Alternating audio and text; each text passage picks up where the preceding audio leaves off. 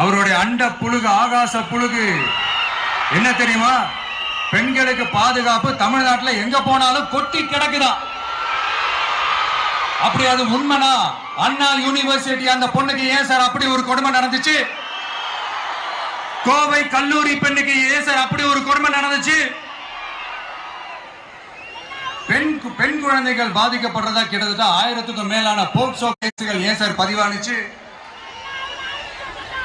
போதைப் பொருள் கலாச்சாரம் கண்ட்ரோலே இல்லாம அது பாட்டுக்கு தாறுமாற எங்கேயோ போய்கிட்டு இருக்கு. வயலன்ஸ் எல்லாம் தலைவிரிச்சு ஆடுது. அதுக்கு ஒரு ரீசெண்ட் எக்ஸாம்பிள் அந்த ரயில்வே ஸ்டேஷன்ல அந்த சிறுவர்கள் எல்லாரும் சேர்ந்து செஞ்ச அந்த சம்பவம். சட்டம் ஒழுங்கு சரியா இருந்தா ஏன் சார் இப்படி எல்லாம் நடக்குது? சட்டம் ஒழுங்கு சரியா இருக்கணும்னா முதல்ல தமிழ்நாட்டுக்கு ஒரு டிஜிபி வேணும் சார். எங்க சார் போனார் அவரு? எங்க அவரு? சும்மா இந்த ஆக்டிங் ஆபீசரை வச்சுக்கிட்டு அரசாங்கத்தை நடத்துனீங்கன்னா